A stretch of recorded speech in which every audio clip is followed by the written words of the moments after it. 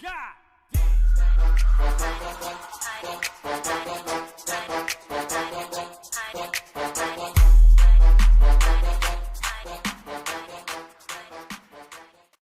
vás u našeho prvního videa. Rozhodli jsme se, že pro vás začneme natáčet, ať už se to týká otázek a odpovědí. Časem bychom chtěli třeba přidávat i tréninkový videa, pokud o to budete mít zájem. Možná něco i třeba uvaříme, nějaký recepty bychom vám řekli. Klidně bychom do podrobna probrali i suplementaci, všechno, co vás ohledně toho bude zajímat.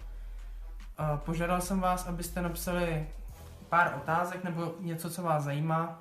Přišly 2 zatím, tak bych na ně nějak stručně odpověděl. Tak aby jsme to nezdržovali, tak přejdeme hned k první otázce. První otázka je od Patrika Staňka, což je můj kamarád, který se mnou cvičil v Majku. Tak a ta zní: jak vypadá teď mimo dietu tvůj jídelníček? To je první část. Takže můj jídelníček mimo dietu vypadá dost podobně jako v dietě. Liší se to akorát množstvím jídla, jinak v podstatě skladba je v podstatě stejná. Není tam nějaký extra velký rozdíl, akorát je to pestřejší, je tam větší zástup ovoce, víc druhů zeleniny, celkově i druhy mas se liší. Prostě střídám to, aby to nebylo stereotypní i mimo to dietní období. Další je, do jaký míry se řídíš třeba i pocitem.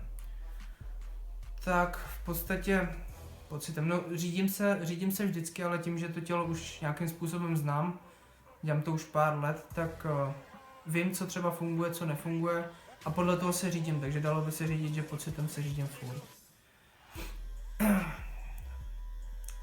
Další část je srovnat tvůj systém stravování teď a jak to vypadalo třeba před x lety, než jsi začínal. Tak asi největší rezervu v jídle vůbec, než když jsem začínal, vidím v příjmu bílkovin, který byl enormně vyšší, když jsem začínal, protože jsem viděl vždycky videa, jak všichni jí hrozně masa, tak jsem chtěl být jako taky velký, tak jsem je taky hrozně masa a zjistil jsem, že to není úplně to pravý ořechový, takže maso, to byl asi ta největší změna, no, ubrat maso. Další otázka je od Tomáše Burdycha a asi ji vemu od konce. Jaký je podle tebe nejefektivnější trénink, co se týče silové přípravy?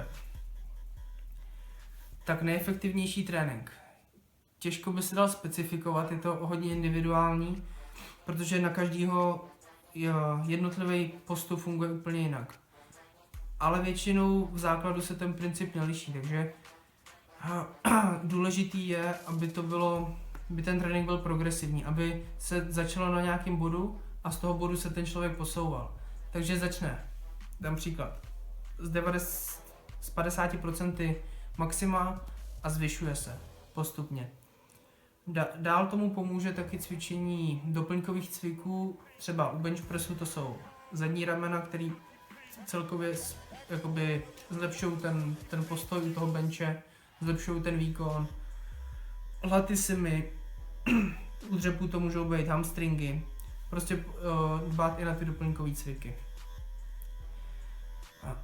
Další je vegetariánství, což vůbec neuznávám, nebo ne, že neuznávám veganství, vegetariánství se dá, ale myslím si, že pro lidi, co cvičí, je to dost nevhodný, protože to tělo prostě potřebuje tu živočišnou bílkovinu prostě k té regeneraci té svalové tkáně a prostě pokud tam ta živočišná bílkovina není, tak ta svalová tkáň nemá z čeho regenerovat, tím pádem nemůže dál ani růst, takže to je asi můj názor.